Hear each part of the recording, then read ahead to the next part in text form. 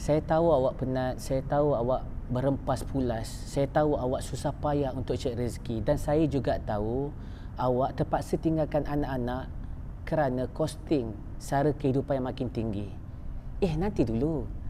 Jangan swipe.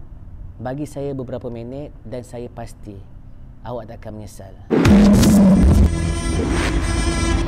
Awak pernah tak terfikir dan tanya pada diri sendiri, kenapa sistem pekerjaan hari ini membebankan hidup korang? Malah rezeki kita pula ditentukan oleh seseorang. Sedangkan rezeki kita Allah yang tentukan. Dahlah gaji tidak berbaloi, masa bekerja pula panjang 9 jam hingga 12 jam. Lagi korang kuat bekerja, maka lagi jauh korang dari Allah. Cuba korang fikir, sistem pekerjaan hari ini keluar pagi, balik petang dan ada pula sampai malam. Siapa yang create sistem ni? Allah atau manusia?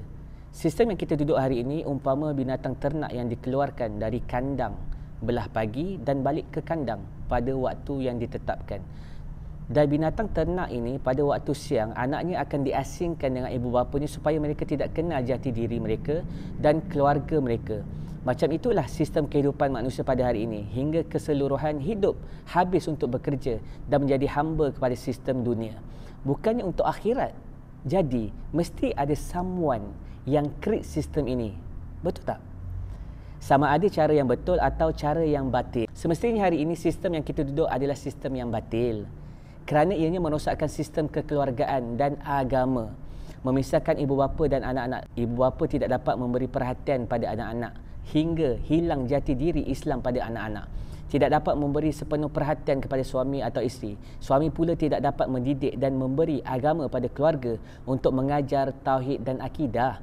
Sistem waktu pekerjaan yang panjang ini menjadikan anak-anak anda bebas berada di luar rumah atau di dalam rumah dengan benda-benda yang tidak baik untuk mereka menjadi liar dan sosial. Sistem pekerjaan hari ini percampuran lelaki dan perempuan hingga ada yang melampaui batas di antara suami orang dan isteri orang. Sebab itu, hari ini kes-kes penceraian makin meningkat. Dalam masa 10 minit, pasti akan ada yang bercerai.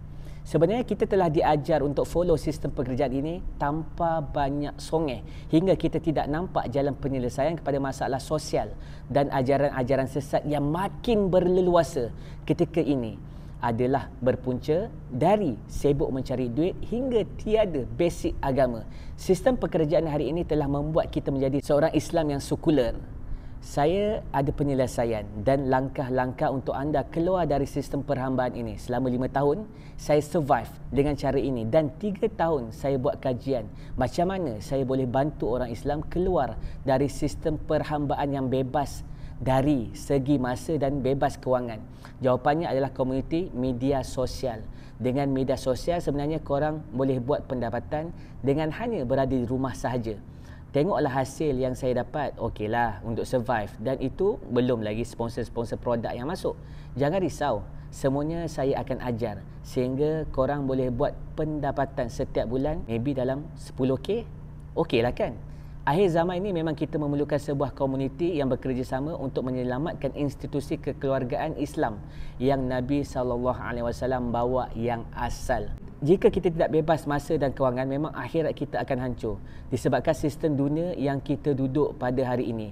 Untuk korang faham, program dan sistem yang dibina ini ianya mengambil masa selama 8 bulan untuk anda faham secara praktikalnya, terutama macam mana korang boleh create pekerjaan sendiri hanya di rumah sambil meluangkan masa bersama keluarga, atau anda bebas pergi ke mana saja yang anda mahu kerana anda bebas dari masa dan masalah kewangan.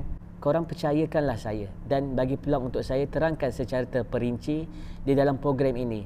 Anda juga akan diberikan pelbagai perkongsian dalam bentuk kemantapan ilmu tauhid dan akidah. Gunakanlah masa yang terluang dari segi masa untuk belajar agama dalam program ini.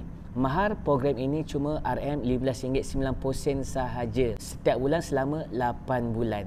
Murah kan?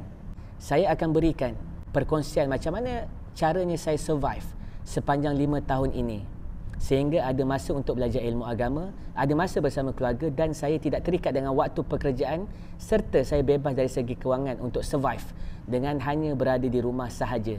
Jadi, apa tunggu lagi? Jom daftar segera.